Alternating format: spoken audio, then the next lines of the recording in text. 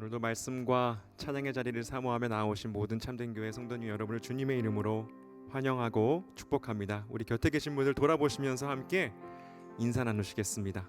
함께 주님께 찬양 드립시다. 우리 한 번 더 인사하실까요? 함께 주님의 말씀을 들읍시다. 아멘. 주님이 받으시기에 합당한 찬양 올려드리고 또 주님의 말씀 잘 듣고 순종하는 우리 모두가 되기를 원합니다. 우리가 그 마음 담아서 잠시 기도함으로, 우리 함께 기도함으로 주님 앞에 나가겠습니다. 주님 이 시간 우리를 받아주시옵소서. 예배할 수 있도록, 찬양할 수 있도록 우리를 불러주심에 감사합니다. 아버지, 다시 한번 주님의 그 거룩하신 아버지, 우리를 위해 흘리신 그 피 의지하며 나아가오니 주여, 저희를 정결하게 하여 주시고 담대히 주님 보좌 앞에 나아가 기쁨으로 주님의 이름을 높이게 하여 주시옵소서. 아버지, 우리가 주님을 찬양할 때 아버지, 우리가 힘을 얻고 아버지, 주님 안에서 새로운 길을 찾고 새로운 비전으로 나아가는 저희들 될 수 있도록 주님 은혜 부어 주시옵소서. 말씀하옵소서. 만지시옵소서. 도우시옵소서. 아멘. 이제 우리 아름다우신 예수님의 이름 함께 찬양하며 나가겠습니다.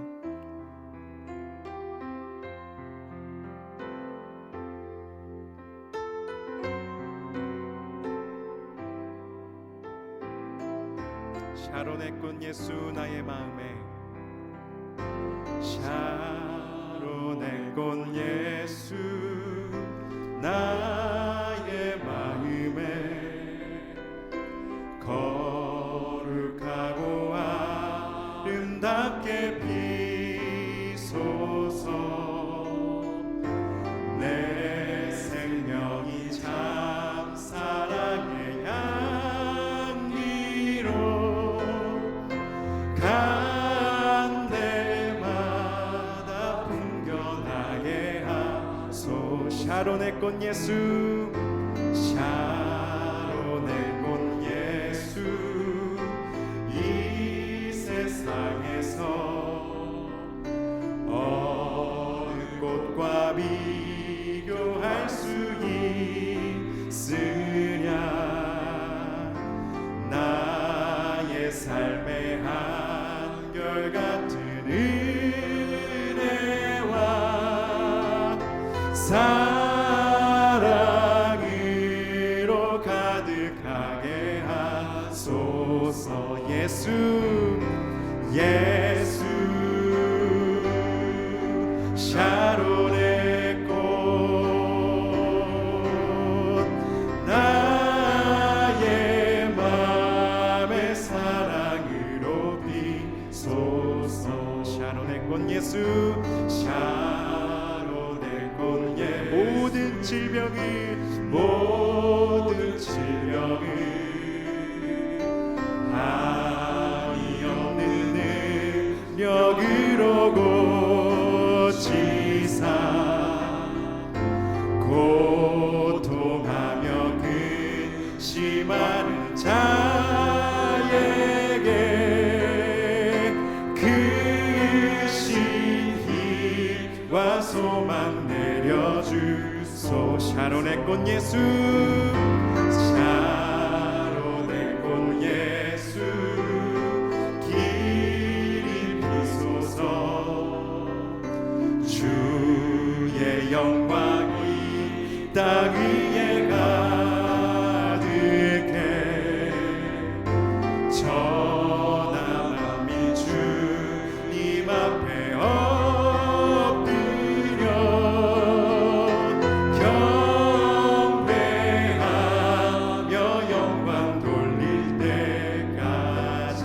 예수, 예수, 샤론의 꽃 나의 맘의 사랑. 우리 목소리 높여서 주님의 능력 찬양합시다. 샤론의 꽃의 모든 질병을 한이 없는 능력으로 고치사, 고통하며 그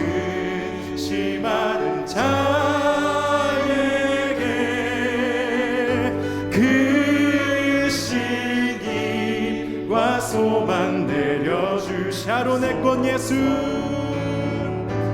샤론의 꽃 예수 길이 피소서 주의 영광이 땅 위에 가득해 천하 만민 주님 앞에 엎드려 경배하여 영광 돌릴 때까지 예수 예수 샤론의 꽃 우리의 마음속에 나의 맘의 사랑으로 피 예수 샤론의 꽃 예수 샤론의 꽃 나의 맘의 사랑으로 한 번 더 예수 샤론의 꽃 예수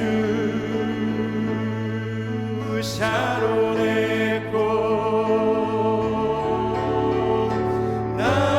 나의 맘의 사랑으로 비소 나의 맘의 사랑으로 나의 맘의 사랑으로 비소서 아멘 아멘. 주 예수의 이름이 아름답게 우리의 마음속에 또 이 땅 가운데 꽃피기를 소망합니다. 아멘. 우리와 함께 하시는 우리를 기르시는 참 목자 되시는 우리 주님 함께 찬양하며 나가겠습니다.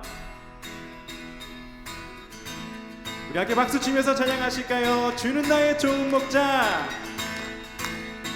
주는 나의 좋은 목자 나는 그의 어린 양 저를 따라 꼴을 먹여주시니 내게 부족함 저 주는 나의 좋은 목자 주는 나의 좋은 목자 나는 그의 어린 양 저를 따라 꼴을 먹여주시니 내게 부족함 전혀 없어라 주는 나를 기르시는 목자요 나는 주님의 귀한 어린 양 푸른 풀밤 맑은 시냇 물가로 나를 늘 인도하여 주신다 주는 나를 기르시는 목자요 나는 주님의 귀한 어린 양 푸른 풀밤 맑은 시냇 물가로 나를 늘 인도하여 주신다 주는 나의 좋은 목자 나는 그의 어린 양 저를 따라 꼴을 먹여주시니 내게 부족함 전혀 없어라 예쁜 새들 노래하는 아침과 노을 비키는 고운 황혼에 사랑하는 나의 목자 음성이 나를 언제나 불러주신다 주는 나의 좋은 목자 나는 그의 어린 양 저를 따라 꼴을 먹여주시니 내게 부족함 전혀 없어라 못된 짐승 나를 해치 못하고 거친 비바람 상치 못하니 나의 주님 강한 손을 펼치사 나를 주야 아멘 못된 짐승 나를 해치 못하고 못된 짐승 나를 해치 못하고 거친 비바람 상치 못하니 나의 주님 강한 할렐루야로 지켜주신다. 주는 나의 좋은 목자, 나는 그의 어린 양. 저를 따라 꼴을 먹여주시니 내게 부족함 전혀. 주는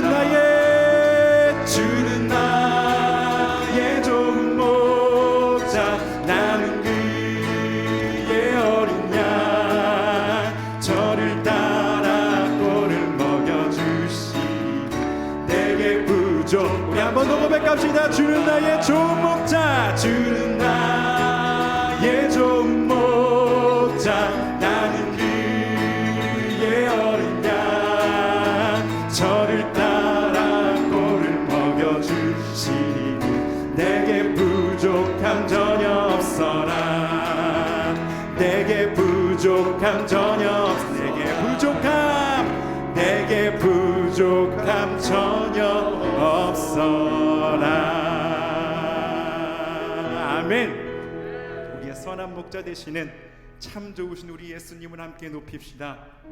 아멘. 우리가 주님의 보좌 앞에서 주님의 그 거룩하신 이름, 찬양받기 합당하신 이름을 높여드리기 원합니다.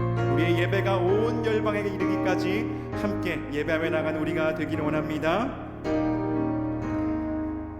우리 보좌 앞에 모였네. 함께 주를 찬양하며 하나님의 사랑 그 아들 주셨네. 그의 피로 우린 구원받았네. 십자가에서 쏟으신 그 사랑 강같이 온 땅에 흘러 각 나라와 족속 백성 방언에서 구원받고 주 경배드리네.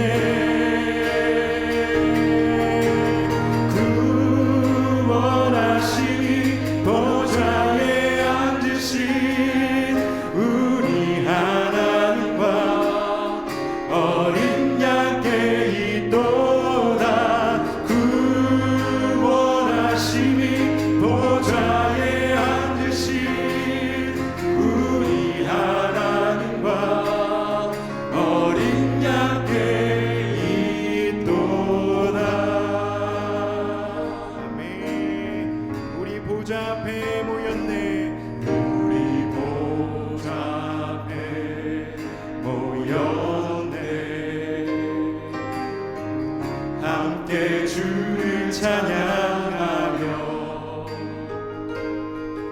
하나님의 사랑 그 아들 주셨네. 그의 피로 우린 구원받았네. 십자가에서 쏟으신 그 사랑 강같이 온 땅에 흘러 각 나라와 족속 백성 방언에서 구원받고 주 경배드리네.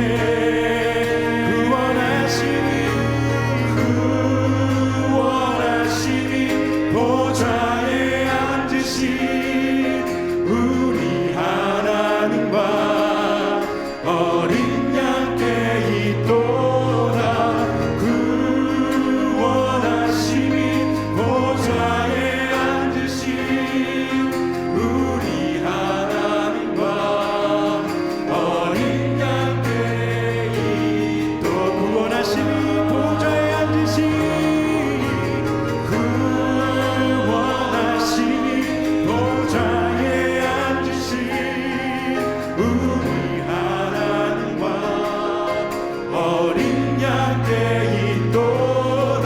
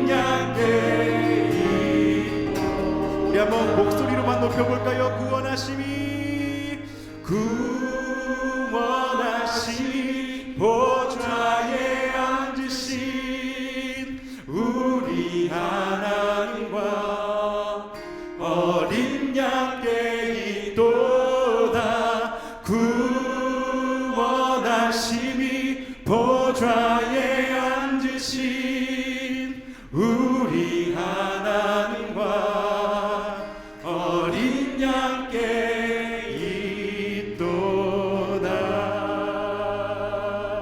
아멘. 구원하심이 보좌에 앉으신 그 어린 양, 우리를 위하여 피 흘리신, 온 열방을 빚값 주고 사신 오직 주님께만 영광 올려드리는 이 시간 되게 하여 주시옵소서라고, 어린 양을 따르는 거룩한 무리 바로 우리가 되게 하여 주시옵소서라고 함께 고백하며 나아가기 원합니다. 주님의 말씀 들을 때 우리가 아멘으로 순종하며 나아가게 하여 주시옵소서. 주여 우리와 동행하여 주시옵소서. 힘 주시옵소서. 이 시간 주님의 은혜를 구하며 능력을 구하며 함께 기도하며 나아가시겠습니다. 주여 아버지, 이 시간 주님의 말씀을 들어주실 때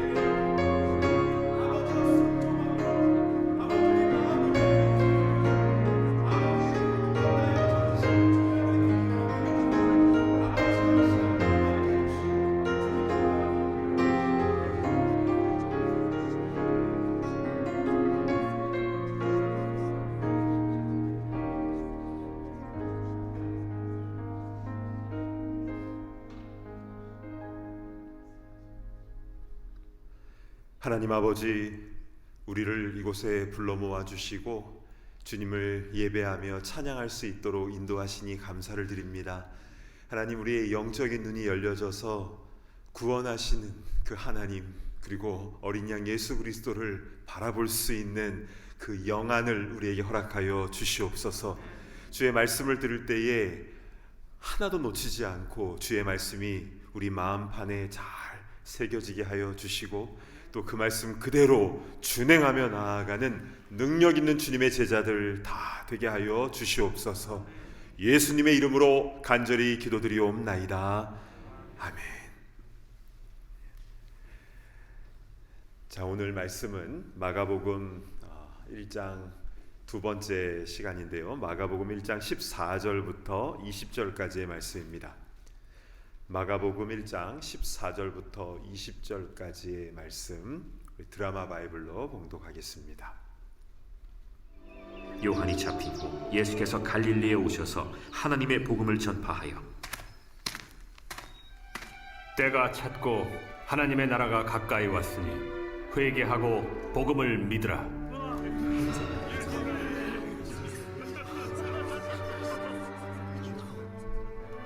갈릴리 해변으로 지나가시다가 시몬과 그 형제 안드레가 바다에 그물 던지는 것을 보시니 그들은 어부라.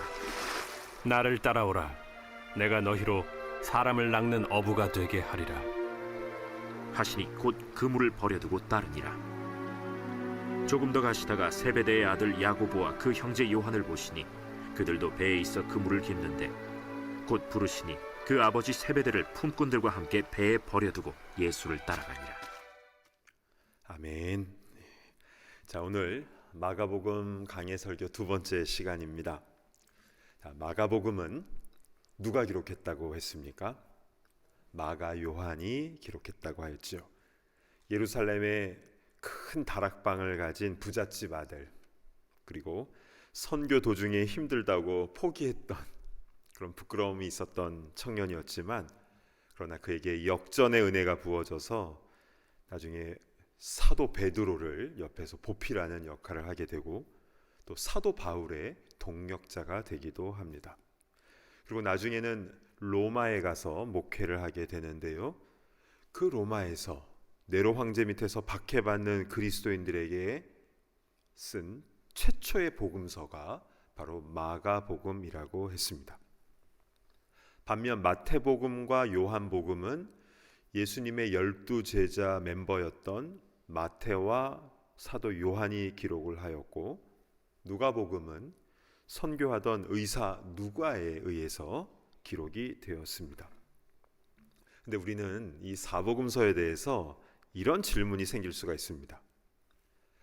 예수님께서 이 땅에 오신 것은 너무나 중요한 불변의 진리인데, 예수님에 대해서 아주 잘 기록한 하나의 복음서만 있어야지 왜 4개의 복음서가 이렇게 존재를 하는가?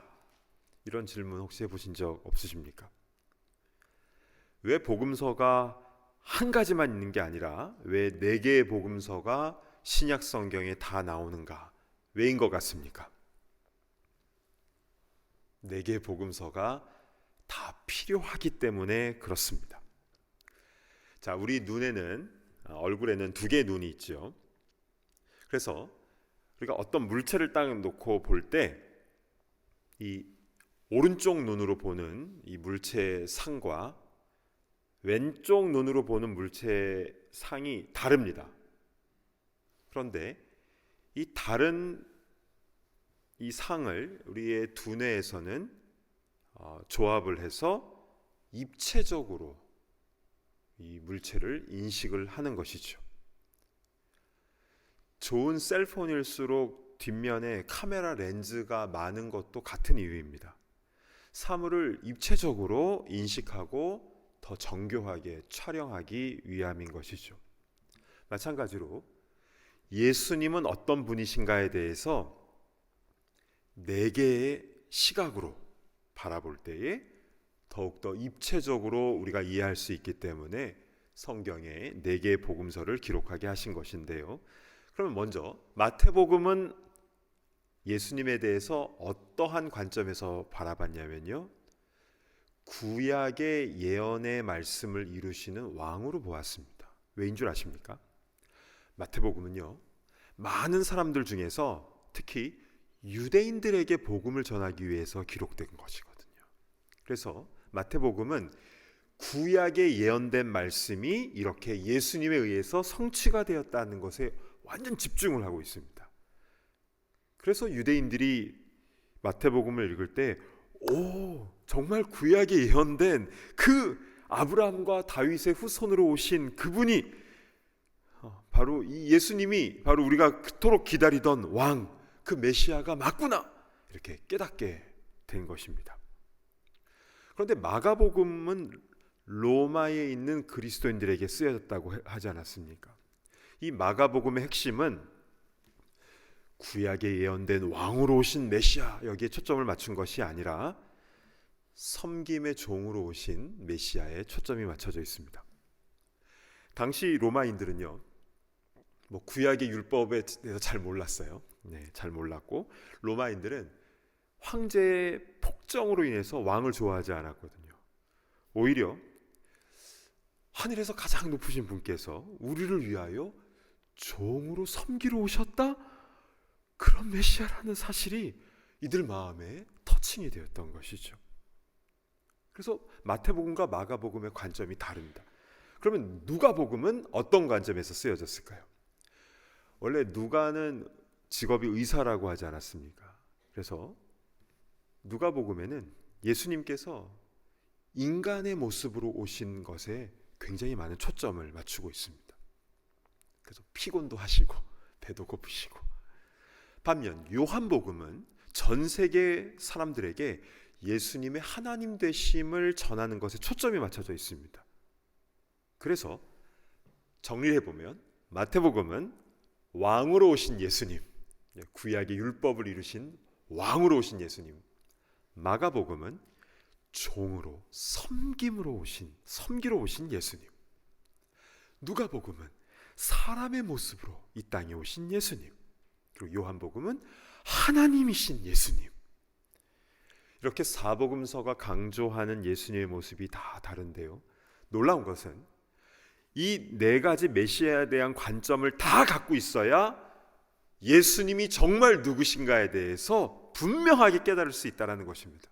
하나라도 빼먹으면 안 됩니다.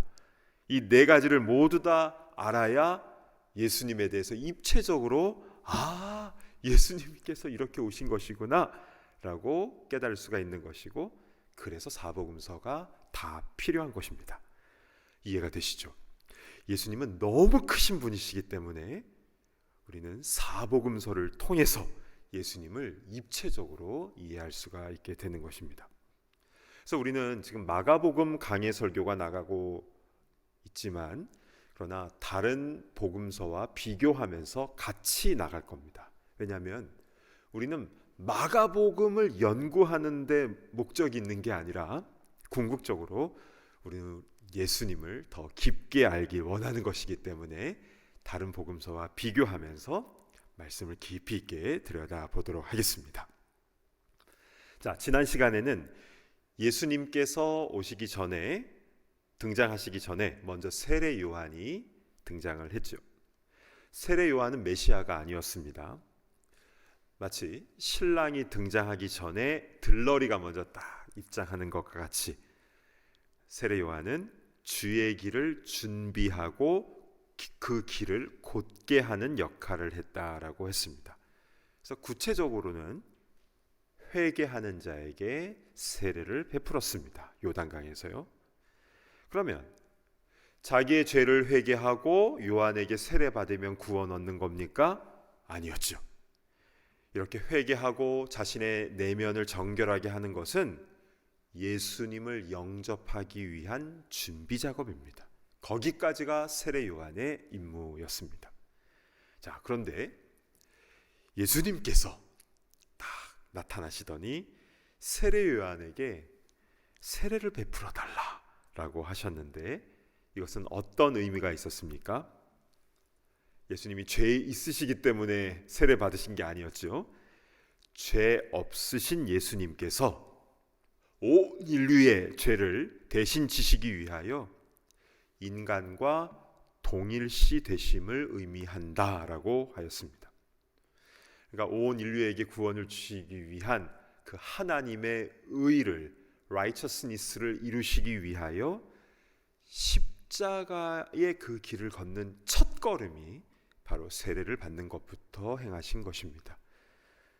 우리 주님께서 그렇게 십자가의 길을 한 걸음 한 걸음 걸으시고 그 십자가 위에서 쏟으신 그 사랑, 그 거룩한 보혈로 인하여 우리가 구원을 얻게 된 줄로 믿습니다. 아멘. 이 말씀을 우리가 지난주에 받았습니다. 자, 그러면 오늘 본문에는요, 예수님의 공생의 사역에 대해서 아주 본격적으로 이제 시작이 되는데요. 공생이라는 말을 가끔씩 들어보셨을 겁니다.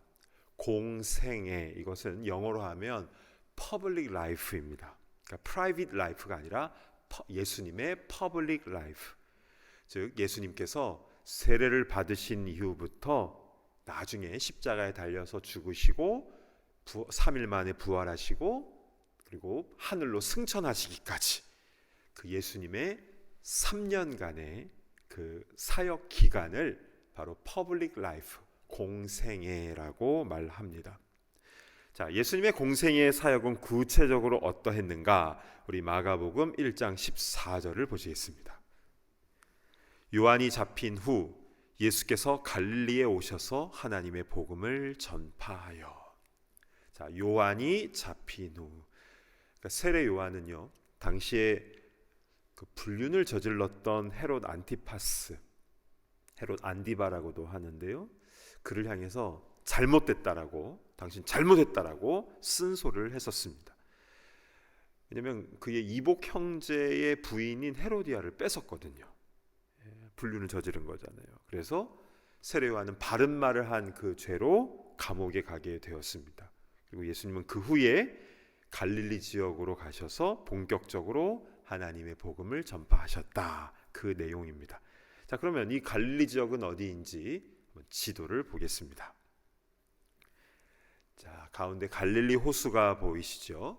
근데 이 갈릴리 호수의 서쪽 넓은 지역을 전반적으로 다 갈릴리 지역이다라고 부릅니다. 그래서 왼쪽에 빨간 점이 있는 나사렛은 사실 호수와는 좀 떨어져 있습니다. 그렇지만 갈릴리 지역이 다 포함이 되어 있는데요. 예수님께서 프라이빗 라이프를 보내셨던 어린 유년 시절을 보내셨던 곳이 바로 저 나사렛입니다. 그런데 예수님께서 공생의 사역을 그 활동을 가장 많이 하셨던 그 중심은 호수 위쪽에 빨간 점이 있는 가버나움입니다. 저 가버나움에서 구체적으로 어떤 사건들이 있었는지는 다음 설교를 기대해 주시길 바랍니다. 자, 예수님께서 이 갈릴리 지역을 중심으로 하나님의 복음을 전파하셨는데요. 예수님께서 어떤 말씀을 선포하셨는가? 1장 15절을 보시겠습니다. 이르시되 때가 찼고 하나님의 나라가 가까이 왔으니 회개하고 복음을 믿으라 하시더라. 자, 예수님께서 네 가지를 선포하셨는데요. 첫 번째는 때가 찼다. 그리고 두 번째는 하나님의 나라가 가까이 왔다. 세 번째는 회개하고, 그리고 네 번째는 복음을 믿으라 였습니다. 여러분, 전에 세례 요한이 선포했던 메시지와 좀 비슷하지 않습니까? 다른 복음서에 보면요, 세례 요한도 회개하라, 천국이 가까이 왔다, 그 내용을 세례 요한도 다 선포를 했습니다. 자, 그런데 무엇이 다르냐면 마지막에 복음을 믿으라. 여러분, 복음을 믿는다는 것은 무엇입니까? 바로 예수님을 믿고 그 예수님을 영접하는 것을 의미하는 것인데요, 이것이 바로 진짜 구원을 얻는 유일한 방법인 줄로 믿습니다. 아멘.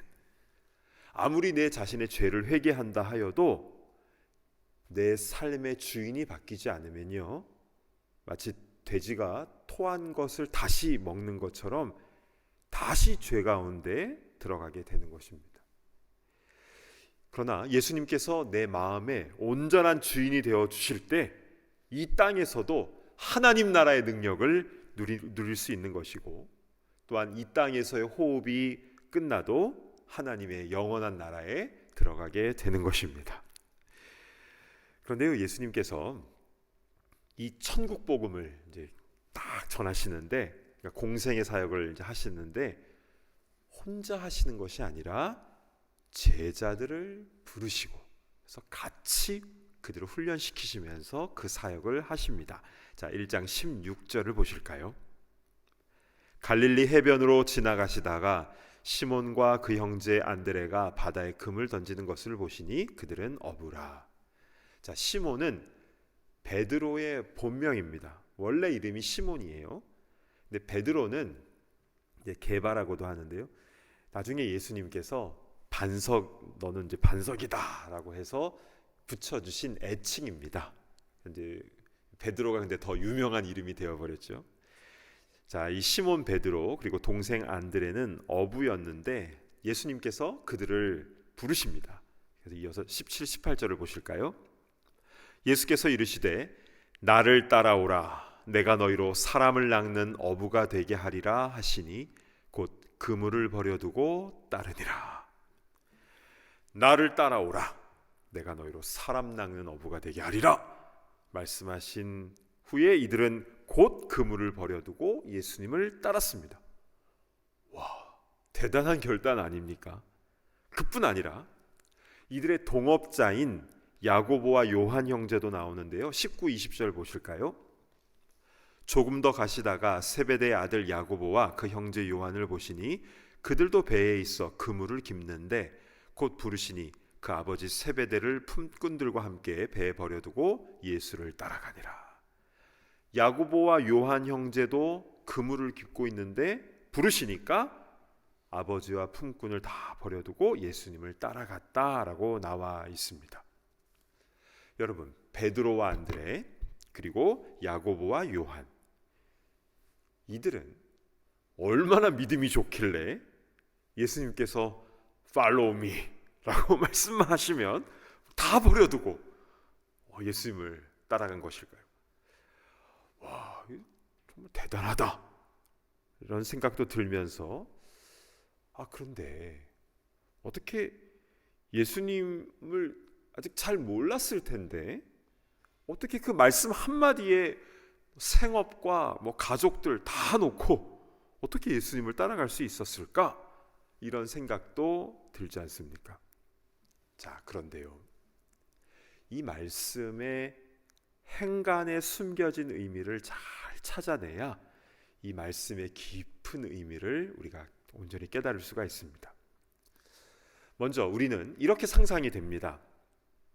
어느 화창한 날 예수님께서 갈릴리 호수를 딱 지나가시다가 베드로와 안드레가 그물을 딱 던지는 것을 보시더니 나를 따르라 그러자 이들은 Yes sir 하면서 모든 걸 다 내려놓고 다 예수님께 따라가고, 또 옆에 야고보와 요한도 그물 깁고 있는데 너희들도 Follow me 하니까 이들도 예수님을 다 놓고 따라갔다.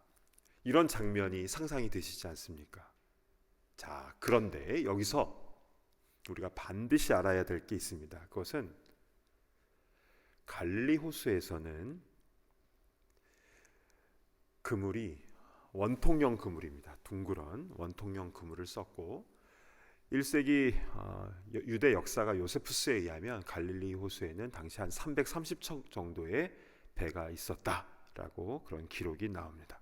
그런데 반드시 우리가 기억해야 될 것은 이들은 모두 그물을 어두운 밤에만 던졌다라는 사실입니다. 이게 첫 번째 포인트입니다. 그리고 그물을 깁는 일은 새벽에 동틀 때 그 그물을 이제 더러워진 그물을 이제 물에 다 씻어내면서 찢어진 부분을 깁는 것. 그거는 새벽에 이른 아침에 하는 일이라는 사실입니다. 오늘 마가복음 본문에는 아주 함축적으로 짧게 핵심만 기록이 되어 있지만 이 말씀에 숨어 있는 행간들을 잘 살펴보아야만 어떻게 이들이 예수님께 헌신하며 따라갈 수 있었는지, 그리고 우리는 어떻게 예수님을 따라가며 헌신할 수 있는지 그 영적인 프로세스, 그 원리들을 우리가 알 수가 있는 것입니다. 근데 너무나 감사한 것은 누가복음 5장에는 이 상황을 매우 자세하게 기록해 놓고 있는데요. 제가 그 상황을 좀 풀어서 설명을 드리도록 하겠습니다. 당시에 많은 무리들이 이른 새벽부터 예수님에게로 몰려왔습니다. 그만큼 당시 갈릴리 사람들은 너무 갈급했던 겁니다. 갈급함이 너무 심했습니다. 그래서 이른 새벽부터 예수님을 쫓아왔습니다. 그때 마침 그 예수님 곁에는 그 호숫가에는 배 두 척이 있었는데 어부들이 그물을 싣고 있었지요. 그런데 예수님께서 어떤 행동을 하시는가? 누가복음 5장 3절로 가보시겠습니다. 예수께서 한 배에 오르시니 그 배는 시몬의 배라. 육지에서 조금 떼기를 청하시고 앉으사 배에서 무리를 가르치시더니. 자, 이게 어떤 상황이냐면요, 예수님께서 무작정 그 두 배 중에서 한 배에 오릅니다. 그게 바로 시몬 베드로의 배였는데요. 그래서 베드로에게 육지에서 조금 떨어지게 해달라고 요청을 합니다. 그래서 살짝 무리들과 좀 떨어져서 있는데 배에 딱 앉으셔서 해변에 쫙 몰려든 그 무리들에게 말씀을 전하시고 가르치시는 이런 설교를 하신 것입니다. 그러니까 베드로의 배는 갑자기 강대상이 되어버린 겁니다. 그러니까 무리들이 새벽부터 너무 많이 몰려오니까 예수님은 말씀을 잘 효과적으로 전달하시기 위해서 사람들과 조금 거리를 딱 떨어져서 말씀을 전하신 것인데요. 근데 흥미로운 것은 새벽에는 이 갈릴리 호수의 바람이 어디서 어디로 부냐면요, 호수에서 육지 쪽으로 붑니다. 그래서 지금도 갈릴리 호수에 가면요, 아침에는 진짜 바다에서 호수 쪽에서 육지 쪽으로 바람이 불어와요. 그래서 사람의 말이 바다 쪽에서 육지 쪽으로 향해 말을 하면 바람을 타고 해변에 있는 사람들 귀에 쏙쏙 들어옵니다. 실제로 지금도 그렇습니다. 쏙쏙 귀에 들어와요. 살살 얘기하는 것도 귀에 쏙쏙 들어옵니다. 근데 반대로 저녁에는 바람이 거꾸로 불어요. 육지에서 이 호수 쪽으로 바람이 붑니다. 자, 그러니까 베드로는 지금 엉겁결에 예수님과 한 배에 타게 된 것이고, 예수님께서 바람을 타고 하시는 그 말씀을 군중들은 쫙 귀를 기울이면서 듣고 있는데, 베드로는 예수님 가장 가까이에서, 가장 같은 배 위에 있는 거잖아요. 가장 가까이에서 예수님의 말씀을 듣게 되었다라는 것이 첫 번째 중요한 포인트입니다. 어떻게 이 베드로, 안드레, 야고보, 요한 이들이 예수님께서 나를 따르라 하니까 다 놓고 따를 수가 있었는가? 원래부터 믿음이 좋아서? 아니에요. 먼저 주의 말씀이 베드로의 귀에 들린 겁니다. 믿음은 들음에서 나는 겁니다. 말씀을 듣는 것부터 믿음이 자라기 시작하는 것이죠. 베드로는 자기 배 위에서 예수님께서 많은 군중들에게 하시는 그 하나님의 천국 복음의 말씀을 가장 가까이에서 들으면서 그의 마음이 움직이기 시작한 것이죠. 다른 랍비들과는 다른 뭔가 이분에게는 권세가 있음을 가장 가까이에서 느끼게 된 것이죠. 자, 그리고 두 번째는 예수님께서 그 설교를 다 마치시고 나니까 그럼 이제 다 설교 끝났으니까 이제 배를 해변으로 대시오, 이렇게 말씀하신 게 아니라 뭐라고 하시는가? 5장 4절을 보시겠습니다.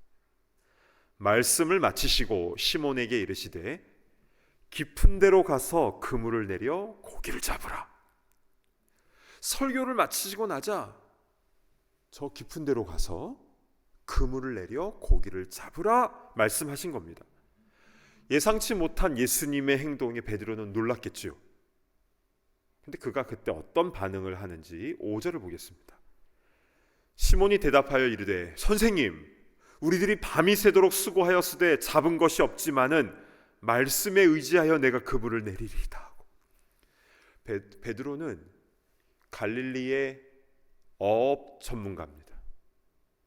밤 새도록 수고하였는데 잡은 것은 하나도 없고 몸은 완전히 파김치가 되고 피곤하고, 그리고 그물도 다 씻어놨는데 비전문가인 당신께서 그물을 저기에다가 다시 내리라고 하는 이 상황에서 무엇을 의지합니까? 말씀에 의지하여 내가 그물을 내리리이다. 아멘. 아멘. 예수님의 이 말씀에 어떤 권세가 있는지 강대상 바로 옆에서 말씀을 들으면서 그의 마음의 문이 열려졌기 때문에 이렇게 말씀에 의지하여 순종할 수 있는 힘을 얻었던 것입니다. 그리고 그렇게 순종했을 때 고기가요, 그물이 찢어질 정도로 잡혔습니다. 그래서 다른 배에 있는 친구들 빨리 와서 도와달라고 도움을 요청했는데 이들은 바로 야고보와 요한의 배, 동업자들의 배였습니다. 이렇게 많이 잡힌 물고기 앞에서 베드로가 예수님에게 무엇이라 고백하는가? 5장 8절을 보시겠습니다. 시몬 베드로가 이를 보고 예수의 무릎 아래에 엎드려 이르되 주여 나를 떠나소서 나는 죄인으로소이다 하니. 왜 예수님 앞에서 나는 죄인이라고, 왜 나를 떠나시라고 그런 고백을 한 것입니까? 이 고백은 하나님을 배웠을 때 하는 고백입니다. 선지자 이사야가 하나님을 만났을 때 화로다 나여 망하게 되었도다라고 고백했던 것처럼 크신 주님 앞에서 너무나 두려운 마음이 들었던 것이죠.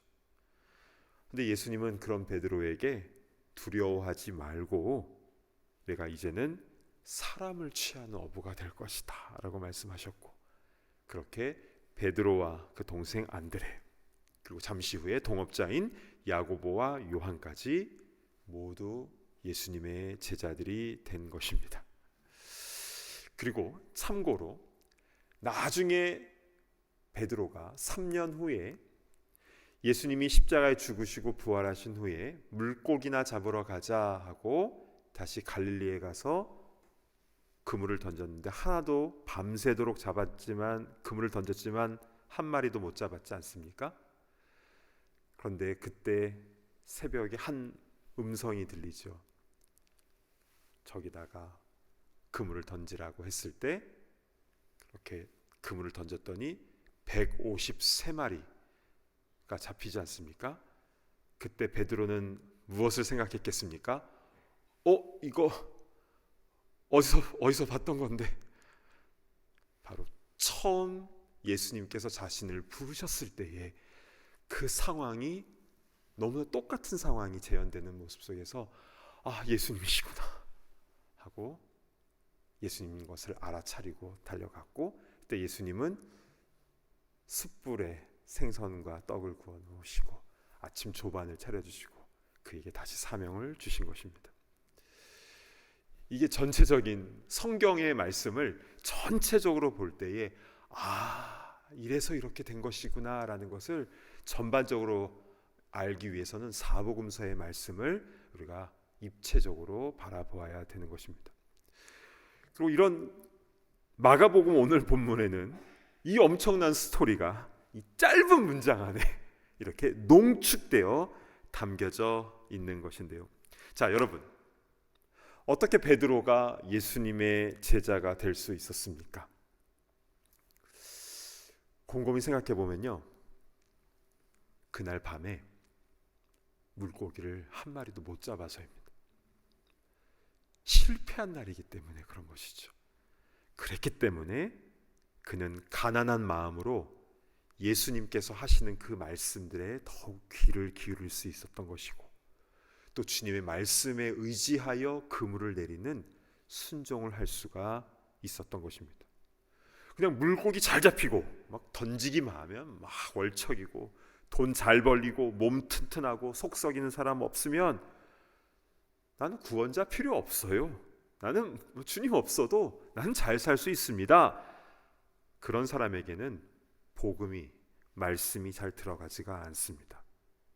그러나 실패를 경험하고 나의 약함을 알고 그 마음 가운데 가난한 마음이 될 때에 비로소 그의 마음의 문이 열리며 구원자이신 예수님을 영접하게 되는 것이죠. 예수님은 베드로가 그렇게 그날 밤에 실패한 것을 다 아셨습니다. 그리고 갈릴리 호수에 330척의 배가 있지만 그러나 베드로의 배에 오르셔서 거기서 말씀을 전하신 것이고, 그리고 그를 부르신 것이죠. 그러니까 베드로를 이미 제자로 이미 다 생각하시고 하나하나 행동하신 것입니다. 그리고 베드로도 말씀에 의지하여 순종할 때, 와, 이분이야말로 정말 메시아이구나 라는 것을 깨닫게 되었고, 결국 예수님의 그 부르심 앞에 모든 것을 다 내려놓고 순종하며 헌신하며 따라갈 수 있는 그런 결단을 보이게 된 것입니다. 사랑하는 여러분, 오늘 우리는 오늘 본문 말씀 속에서 예수님께서 공생의 사역을 시작하시면서 하신 첫 번째 메시지를 우리는 분명히 기억해야 됩니다. 때가 찼고 하나님의 나라가 가까이 왔으니 회개하고 복음을 믿으라. 그래서 다른 건 다 비슷했는데, 세례 요한과 비슷했는데 마지막에 복음을 믿으라. 복음을 믿으라. 이게 가장 중요한 핵심 내용이었죠. 그게 구원 얻는 방법이니까요. 여러분, 복음을 믿는 것은 그러면 어떻게 하는 것인가? 바로 베드로의 모습을 통해서 그 자세한 내용을 오늘 말씀해 주신 것입니다. 나 그 복음 믿을래요. 나도 믿죠. 뭐 천국 간다니까. 나 예수님 영접할래요. 이렇게 그냥 이렇게 쉽게 되어지는 게 아닙니다. 내 마음 속에 가난한 마음, 갈급한 마음이 있을 때 주님의 말씀이 내 귀에 들리는 것이고, 그리고 그 말씀대로 순종할 수 있는 힘을 얻게 되는 것입니다. 뿐만 아니라 말씀이신 주님 앞에 나의 모든 것을 내려놓고 주님께 헌신하며 더 이상 내가 내 인생의 주인이 아니라 주님께서 나의 주인이십니다. 이렇게 주님께서 주인 되신 삶을 살아가는 것, 그게 바로 복음을 믿으라, 구원 얻는 성도의 모습이라는 것입니다. 그리고 더 놀라운 것은 주님께서 먼저 베드로에게 찾아오셨다라는 사실입니다. 그 밤에 그가 실패한 것도 주님은 다 보고 계셨고, 그리고 많은 배가 있지만 그러나 베드로의 배에 오르셔서 말씀을 전하시고 베드로를 제자로 불러주셨다라는 것. 여러분, 예수님께서 우리에게 그렇게 찾아오신 겁니다. 우리 주님의 부르심에 온전히 순종하며 주님께서 온전히 주인 되신 삶, 그리고 그 주님의 복음을 증거하며 사람을 낚는, 사람을 살리는 그런 귀한 사명자로 살아가는 주님의 귀한 일꾼들, 제자들 다 되기를 간절히 바랍니다. 아멘. 주신 말씀 붙잡고 기도하겠습니다. 여러분, 지금이 바로 구원의 날입니다.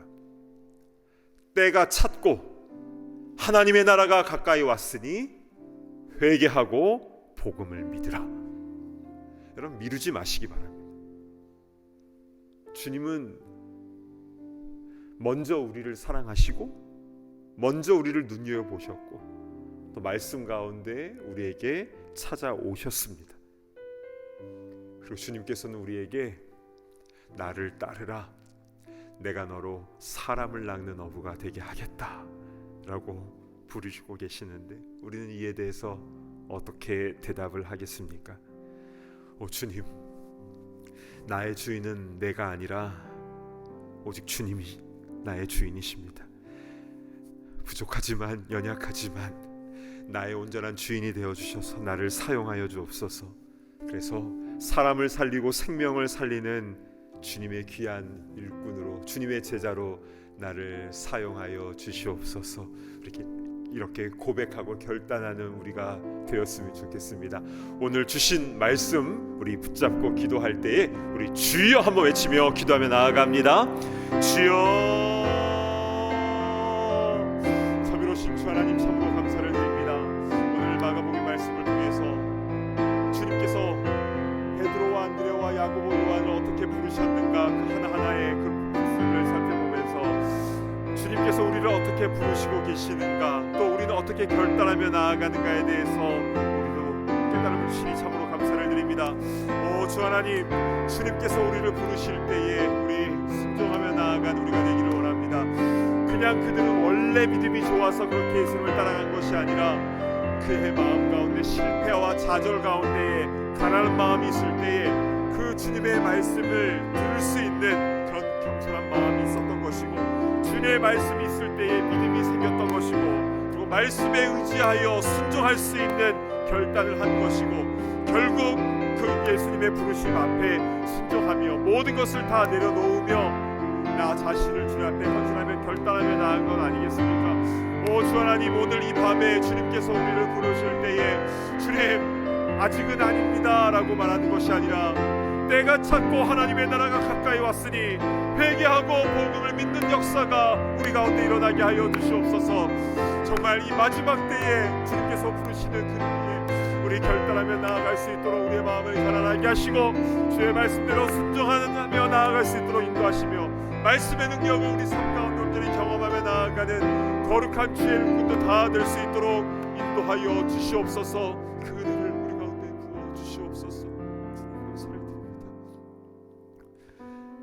우리 한 가지 더 위해서 기도했으면 좋겠습니다. 주의 복음이 필요한 바로 그분을 위해서 함께 기도했으면 좋겠습니다.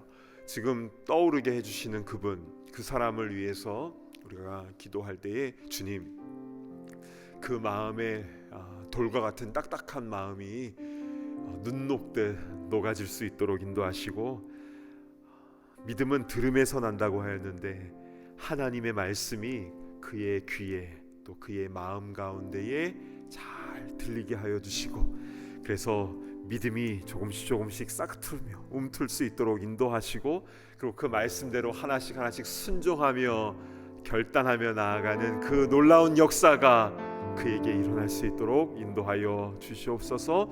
우리 사랑하는 그를 위하여, 그 사람을 위하여 이 시간 간절한 마음으로, 사랑하는 마음을 담아서 이 시간을 간절한 마음으로 기도하며 나아가도록 하겠습니다.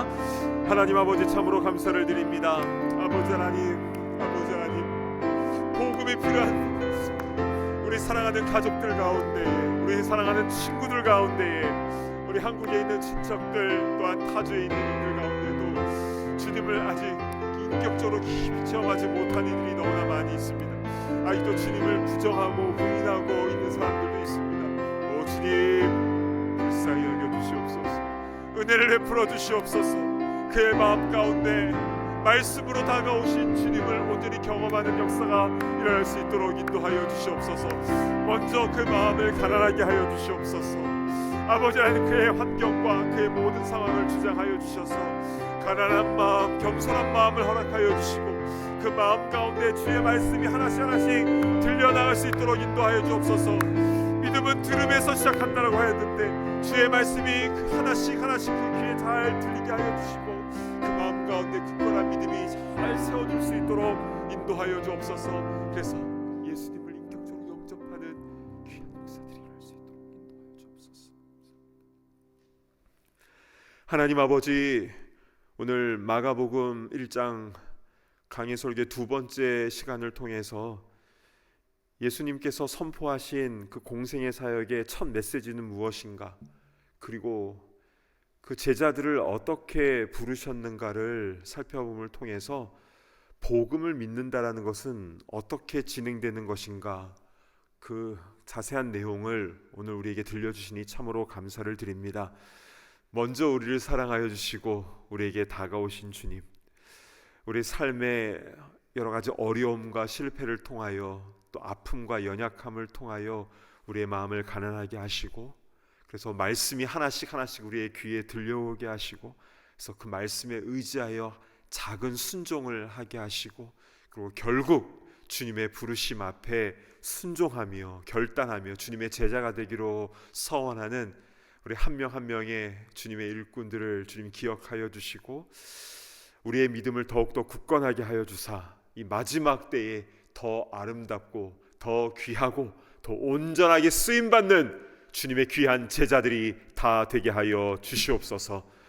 형식적으로 맹목적으로 그냥 교회 뜰만 왔다 갔다 하고 교회 설교 방송만 그냥 보고 경청하는 와칭하는 그런 사람이 아니라 예수님을 나의 구주로, 나의 주인으로 온전히 모시며 주님을 위하여 나의 모든 것을 다 내려놓고 주님의 영광을 위하여 헌신하며 나아가는 주님의 귀한 일꾼으로 한 명 한 명을 온전히 세워 주시옵소서.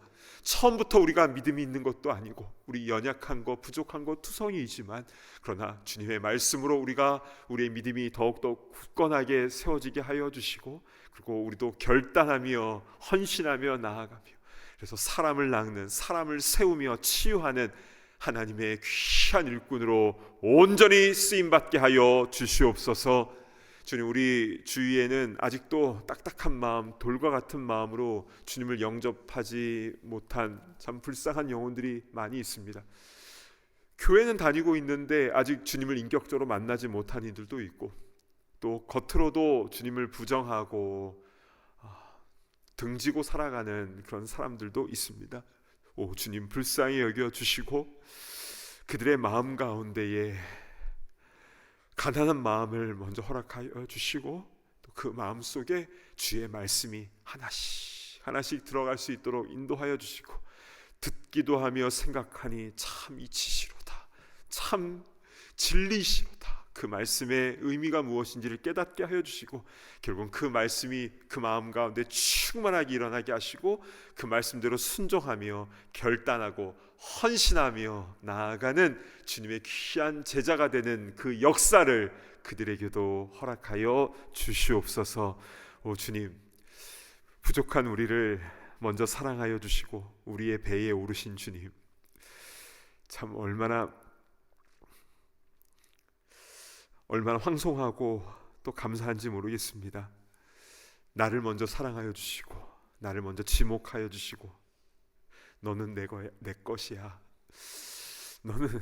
너는 나의 것이야, 내가 너를 나의 손바닥에 새겼어, 내 마음에 새겼어, 너는 어느 것도 나에게서 너를 떠나지 못하게 할 것이야 라고 우리를 먼저 사랑하여 주신 그 주님의 사랑에 진심으로 감사를 드립니다. 늘 우리 마음 가운데 주님을 주인으로 모시며 성령 충만함으로 늘 주님과 동행하며 살아가는 하루하루가 되게 하시고, 우리의 삶이 아무리 고달프고 어렵고 박해가 있고 힘들다 할지라도 내 주 예수 모신 그곳이 그 어디나 하늘나라인 것처럼 늘 주님과 함께 천국의 능력과 그 담대함과 그 열매를 누리며 나아가는 주님의 귀한 일꾼 다 되게 하여 주시고, 주님께서 마지막으로 우리를 부르시는 그날 주님 품에 온전히 안기며 천국에서 영원히 주님과 함께 살아가는 주님의 귀한 아들 딸들 다 되게 하여 주시옵소서.